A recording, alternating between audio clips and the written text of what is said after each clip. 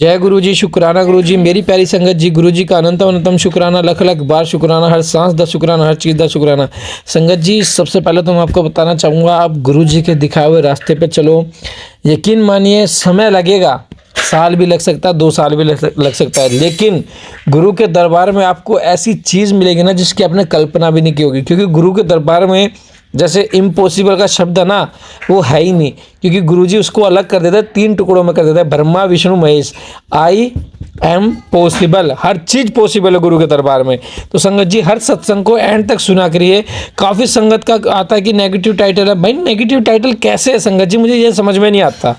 अब आपके घर में ब्लैक मैजिक किया हो तो ब्लैक मैजिक से रिलेटेड ही तो टाइटल मिलेगा ना आपको।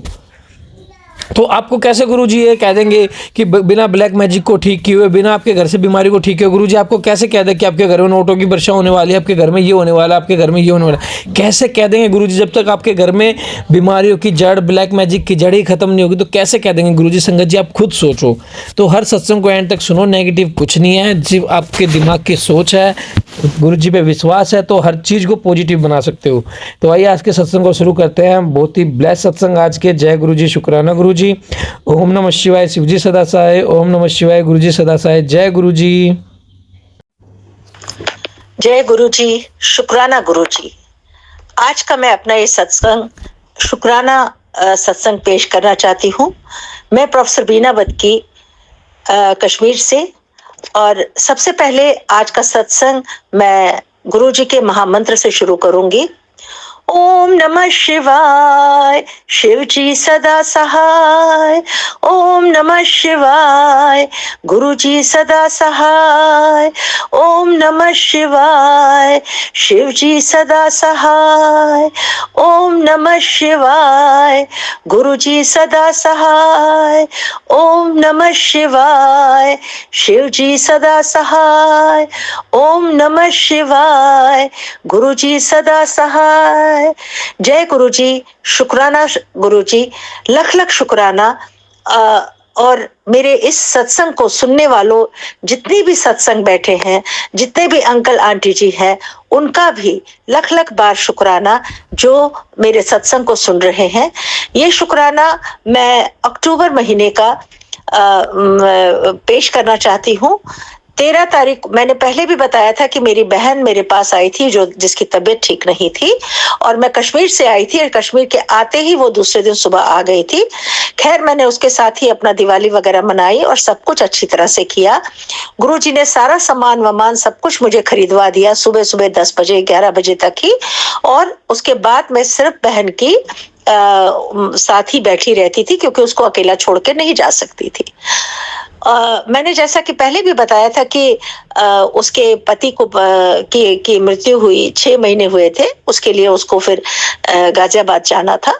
तो वो 12 तारीख को को चली गई और मैं 13 तारीख को गई, क्योंकि उसने मुझे भी कहा तुम जरूर आना, तुम जरूर आना, और मैं भी चली गई। मैं जब तक वो यहाँ रही, मैं सुबह शाम उसको जल प्रसाद पिलाती थी और गुरु जी से निवेदन करती थी कि इसको ठीक ठाक रखना, ये यहाँ से ठीक ठाक जाए। और गुरु जी ने वाकई में वही किया। जब तक वो यहाँ रही, खुद चलती थी, फिरती थी, ठीक खा रही थी, सब कुछ था। लेकिन जैसे ही वो गाजियाबाद वहां साहिबाबाद पहुंची, तो उसका 6 महीने की पूजा जो उसके पति की थी वो हो गई, और दूसरे दिन और पूजा होती है, वो करके शाम को उसकी तबीयत बहुत खराब हो गई, और उसी दिन शाम को हमें उसे हॉस्पिटल ले जाना पड़ा। उसके बाद मैं भी वहीं पर ही थी। पहले वो आईसीयू में थी तो मैं घर में थी, और सुबह शाम हम लोग मिलके आते थे।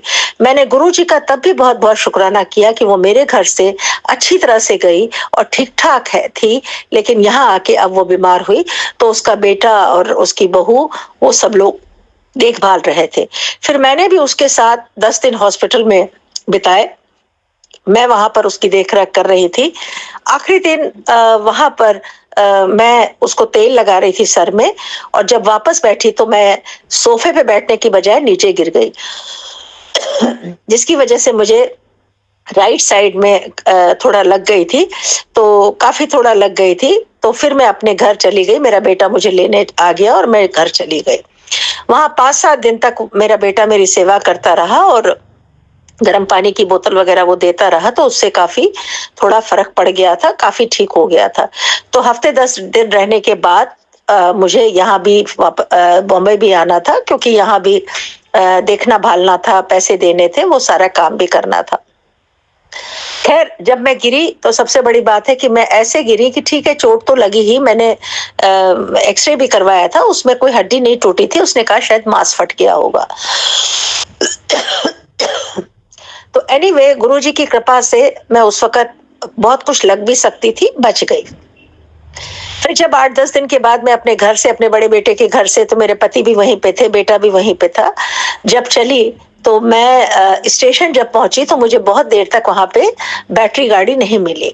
तो बिल्कुल 5 मिनट मेरे गाड़ी निकलने के रह गए और मैं गुरुजी से अरदास कर रही थी कि आप मेहरबानी करके मुझे गाड़ी पे बिठवा दे और बैटरी गाड़ी भिजवा दे, मेरी गाड़ी ना छुटवाएं आप।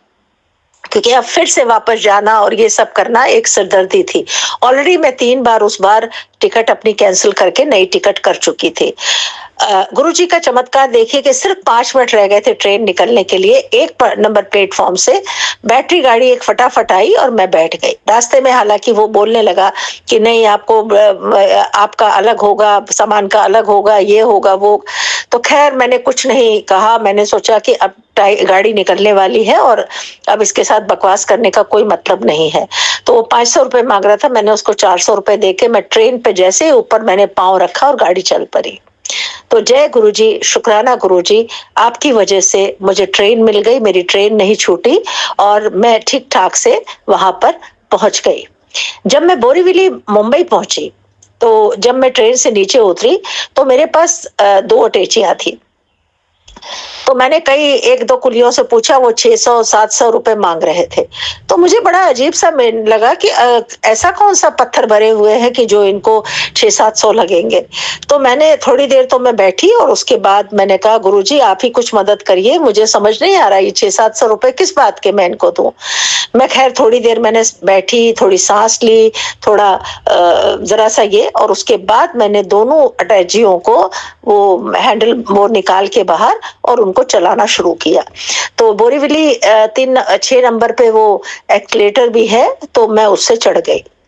जब उससे चढ़ गई तो उसके बाद जब ऊपर गई तो सामने जाकर के वहां से भी लिफ्ट नीचे के लिए मिली और मैं नीचे आ गई। तो मुझे हैरानी हुई कि जहां मैं 2 कदम चल नहीं पाती हूँ, मुझे बहुत तकलीफ होती है चलने में, और इतना नहीं। और आज गुरुजी की कृपा से, गुरुजी के आशीर्वाद से मैं दोनों अटैचियों को खींचते हुए बाहर तक ले आई। और जब लास्ट की सीढ़ी पर मुझे नीचे उतरना था तो मैं थोड़ी देर खड़ी रही, तो एक अचानक 2 लोग आए, उन्होंने कहा हम आपकी ये अटैची नीचे उतार दें। हमने कहा ठीक है। तो उन्होंने नीचे तक उतार दी। नीचे उतरे तो कहने लगे बाहर तक पहुंचा दें। हमने कहा ठीक है। तो गुरुजी, जय गुरुजी, शुक्राना गुरुजी, लख लख शुक्राना, आपकी वजह से मैं बहुत प्यार से बाहर तक आ गई और मैं ऑटो पे चढ़ गई। ऑटो पे चढ़ गई तो फिर मैंने वहीं से फूल वगैरह खरीदे और क्योंकि मैंने कहा घर जाके पूजा वगैरह भी करनी है, तो मैं आ गई। तो यहाँ आके 1-2 दिन तक तो मुझे नहीं दर्द वर्द हुआ, मतलब कम हो गया था। और उसके बाद मैंने देखा कि मुझे फिर से अभी इसमें कंधे में दर्द होना शुरू हो गया।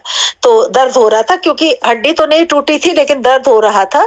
तो खैर उसके लिए तो अब डॉक्टर के पास कल जाऊंगी तो पता लगेगा। उधर फिर मंडे जब आया तो मैं ज्यादातर जब मैं यहाँ कभी होती हूँ तो मंडे को गुरुजी के आश्रम जाती हूँ दर्शन करने के लिए। तो मैं मंडे जब आया तो मैं उस दिन तैयार होके करीब 1-1:30 बजे आश्रम के लिए निकली, क्योंकि मेरी काम वाली जब काम करके चली गई तो उसके बाद ही मैं गई, क्योंकि नहीं तो मेरा सारा घर गंदा रह जाता।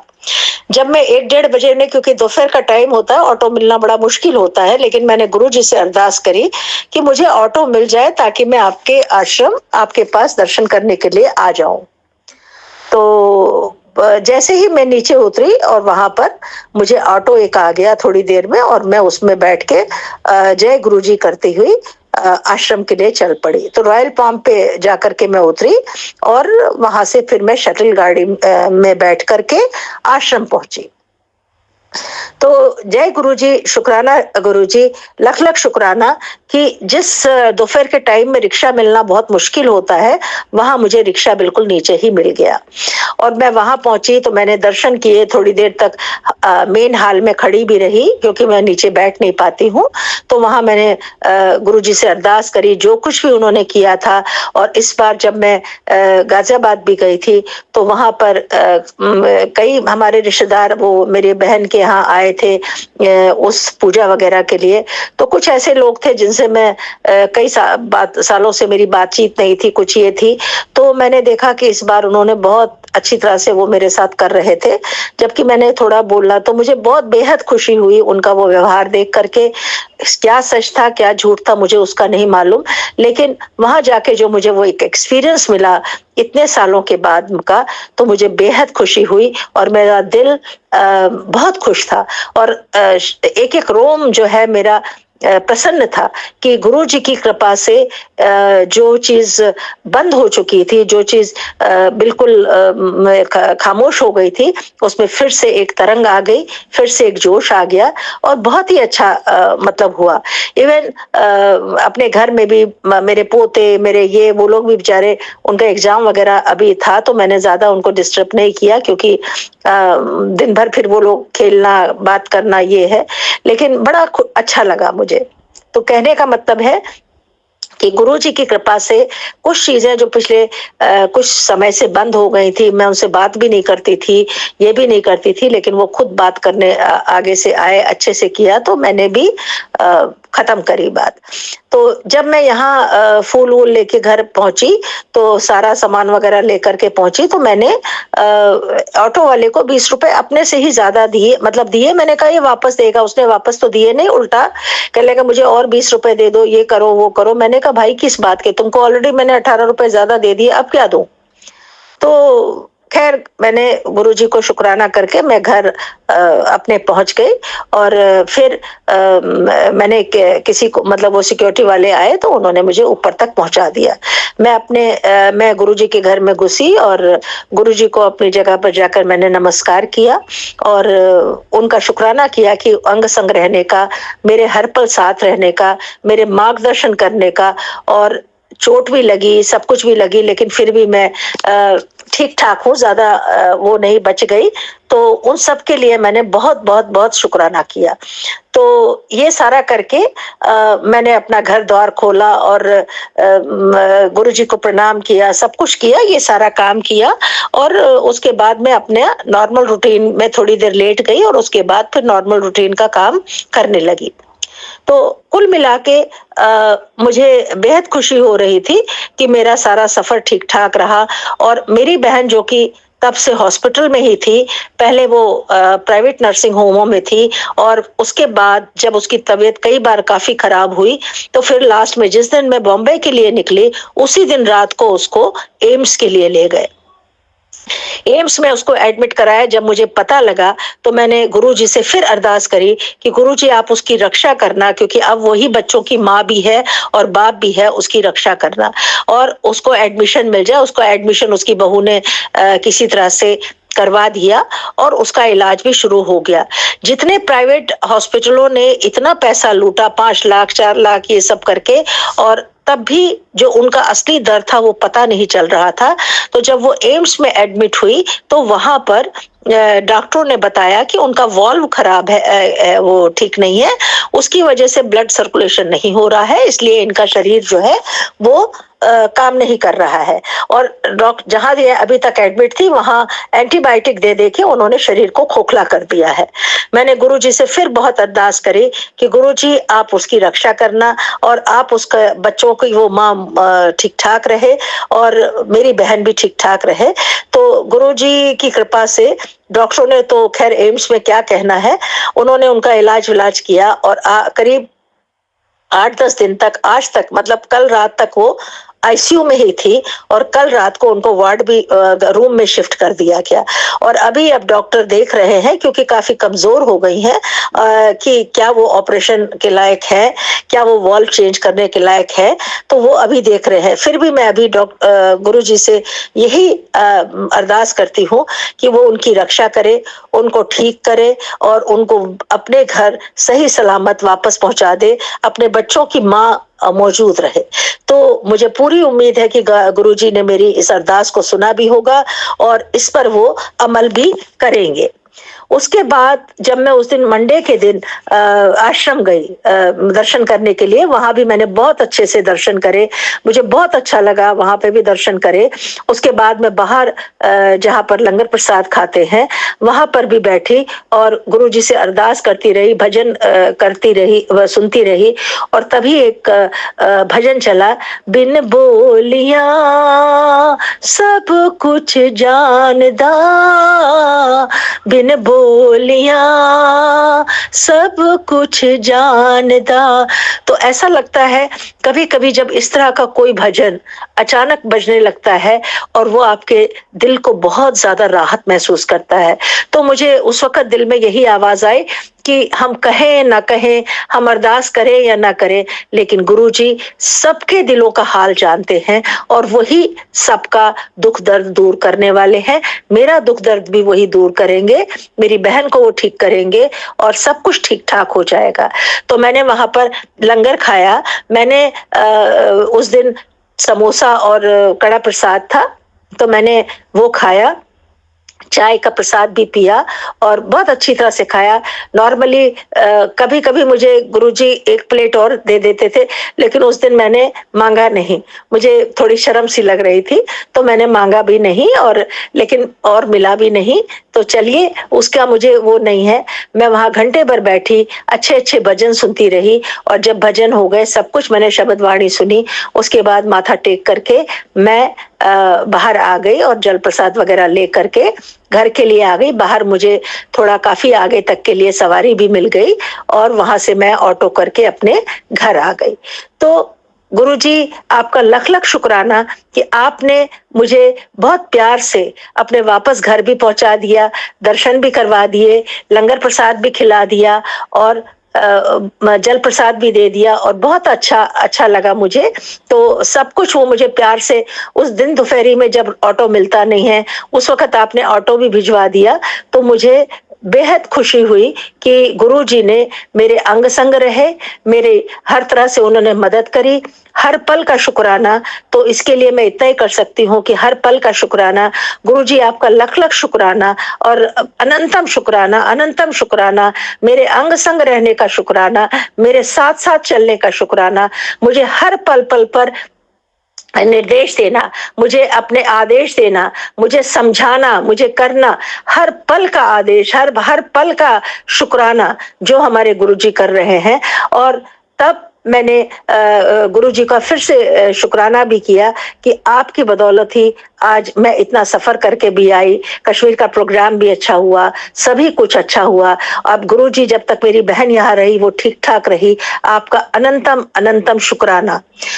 इसके अलावा एक सत्संग और भी था कि मैं कुछ दिनों से, मुझे कुछ महीनों से बल्कि कहना चाहिए, कि मेरे कान में सीधे साइड से जब मैं सोती थी बहुत दर्द होता था।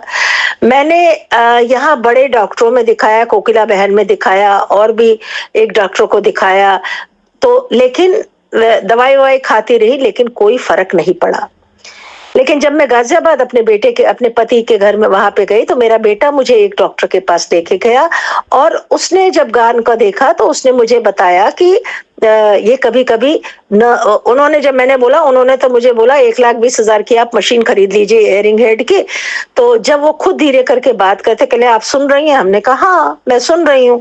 तो कहने लगे आपको अभी लेने की जरूरत नहीं है, लेकिन कोई बात नहीं, हो सकता है कभी कभी नर्व्स कमजोर हो जाती हैं, तो आप ये थोड़ी दवाई खा लीजिए। सिर्फ उसने 4 दिन एक दवाई और 4 दिन एक दवाई, जैसे ही मैंने वो खाई और कान में दवाई डाली तो मेरा वो दर्द में भी मुझे फर्क आ गया।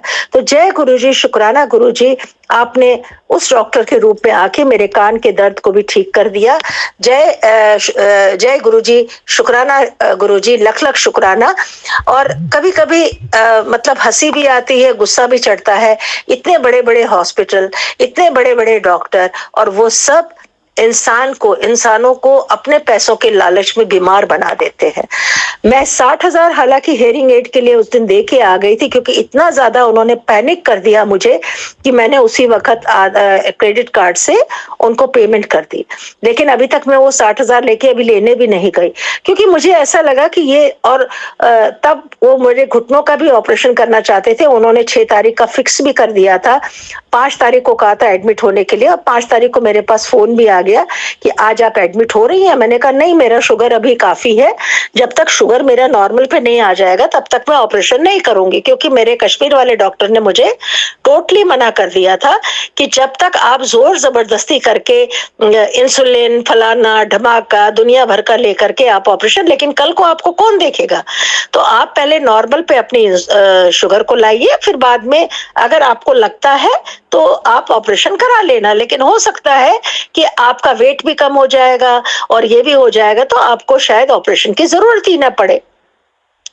तो मुझे वो बात कुछ अच्छी लगी, लेकिन बड़ा अफसोस हुआ कि हम इतना विश्वास करके, इतना वो करके इन बड़े बड़े हॉस्पिटलों में बड़े बड़े लोगों डॉक्टरों के पास जाते हैं, और वो अपने पैसा कमाने के उसमें कैसे एक जिंदा इंसान को भी मुर्दा बना देते हैं।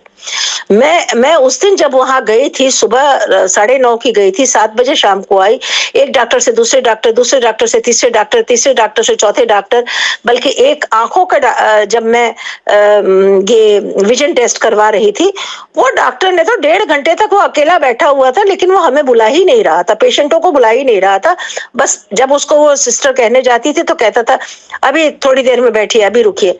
तो लास्ट में मैंने उनको बोला, मैंने कहा मुझे दूसरे डॉक्टर से अपॉइंटमेंट है और आप देख नहीं रहे हैं, कुछ कर तो नहीं रहे हैं। तब जाके उसने बुलाया, वो भगवान ही जानता है कि उसने क्या देखा क्या नहीं देखा, बस कह लगे कुछ नहीं है, ठीक है, ये है वो है, हाँ अगर आंखों का ऑपरेशन कराना है मोतियाबिंद का तो आप आ जाइए। मेरा मतलब जो मुझे आज तक इतना रिस्पेक्ट था, एक दिल में आदर भाव था कि नहीं इतना बड़ा अस्पताल है, कोकिला बहन है, मुझे उस दिन इतने तसल्ली हो गए, इतने तसल्ली हो गए, मुझे तो ऐसा लगा कि अरे ये लोग तो अपने उसके खातिर 2 मिनट में इंसान को का सत्यानाश कर देंगे। तो ठीक है, उस दिन वो मैं करके आई और मैं अपना चली आई। तो गुरुजी के आशीर्वाद से मेरा कान का दर्द भी अभी ठीक हो गया है, और अभी उतनी कोई दर्द भी नहीं हो रही है। और गुरुजी आपका लाख लाख शुक्राना, आपका अनंतम शुक्राना कि मुझे आपने उस दर्द से बचा लिया। बाकी आप अपने सत्संग में जो भी आदेश देते हैं मैं करने की कोशिश करती हूँ उन सबको, और आपका जल प्रसाद मैं रोज पीती हूँ, सुबह उठ करके रात को लोटे को अच्छी तरह से साफ करके पानी जल प्रसाद रखती हूँ और उसको पी लेती हूँ, और उसको भी करती जा रही हूँ। बस अभी 1-2 दिन से अब घुटने में और कंधे में दर्द हो रहा है, लेकिन वो भी ठीक हो जाएगा, मुझे पूरा गुरुजी का पर विश्वास है, वो ठीक कर देंगे। तो आपका गुरुजी अनंतम शुक्राना, हर पल का शुक्राना, हर साथ साथ रहने का शुक्राना, और करोड़ों लाखों बार आपका शुक्राना। आप जो मेरे मार्गदर्शन कर रहे हैं, मुझे दशा दिखा रहे हैं और हर चीज का मुझे सिखा भी रहे हैं, उन सब के लिए आपका लख लख शुक्राना। गुरुजी आज का ये जो मेरा सत्संग जो लोग सुन रहे हैं, उन सभी अंकल आंटियों को भी बहुत बहुत शुक्राना कि उन्होंने मेरे इस सत्संग को सुना, और मेरे इस सत्संग को पेश करने वाले जो सबसे महान कलाकार है जो इसको पेश करते हैं, गुरुजी का आशीर्वाद उन पर भी बना रहे, क्योंकि अगर वो पेश ही नहीं करेंगे, अगर वो प्रस्तुति नहीं करेंगे तो हमारा बोलना भी किस काम का। गुरुजी उनको भी अपना आशीर्वाद बनाए रखें और उनकी रक्षा करें, उनकी सभी मनोकामनाओं को पूर्ण करें और खुश रहे वो लोग और स्वस्थ रहे, क्योंकि मुझे अभी लगता है कि स्वस्थ होना सबसे बड़ा धन दौलत है। तो गुरुजी आपका लख लख शुक्राना, अनंतम शुक्राना। और गुरुजी एक सत्संग और थे कि एक किसी ने मेरे से 25,000 उधार लिए थे और आज 2 साल के बाद पहली बार वो 2,000 रुपए देने आई। अब उसने वादा किया है कि वो देती रहेगी धीरे-धीरे, लेकिन गुरुजी मैं उससे लेना भी नहीं चाहिए। लेकिन क्या होता है जब ऐसे लोग ज़िंदगी में आते हैं जो झूठ बोल के या जो इस तरह की बातें बना करके लेते हैं तो विश्वास खत्म हो जाता है। क्योंकि हमें कई लोगों के साथ चलना पड़ता है, कई लोगों के साथ काम करना पड़ता है, तो इसलिए मैंने उससे वो 2,000 ले लिए। लेकिन 2 साल के बाद वो पैसे मिले मुझे, तो मुझे उसकी भी बहुत बहुत बहुत खुशी हुई और मैंने गुरुजी के चरणों के पास ही वहां पे वो रख दिए। तो गुरुजी उसके लिए भी अनंतम शुक्राना, हर पल का शुक्राना, आपके मार्गदर्शन का शुक्राना। अब आज का मैं ये सत्संग समाप्त करती हूँ, अगले सत्संग की तैयारी तक के लिए। तो मैं आज का ये सत्संग जो है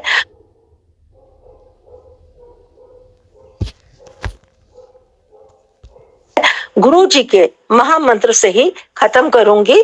तो मैं गुरु जी का महामंत्र बोलती हूँ। ओम नमः शिवाय, शिव जी सदा सहाय। ओम नमः शिवाय, गुरु जी सदा सहाय। ओम नमः शिवाय, शिव जी सदा सहाय।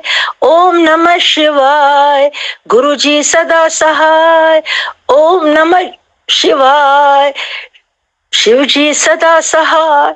ओम नमः शिवाय, गुरु जी सदा सहाय। गुरु जी सदा सहाय। शुक्राना सभी संगत को, सभी अंकल आंटियों को मेरा सादर नमन और गुरु जी आपको शत शत प्रणाम। मैं डॉक्टर बीना बुद्की, श्रीनगर कश्मीर से। जय गुरु जी, शुक्राना गुरु जी। संगत जी आप भी अपना सत्संग हमारे साथ शेयर कीजिए ताकि गुरु जी की ब्लेसिंग आपको भी मिले और हमें भी मिले। जय गुरु जी, शुक्राना गुरु जी।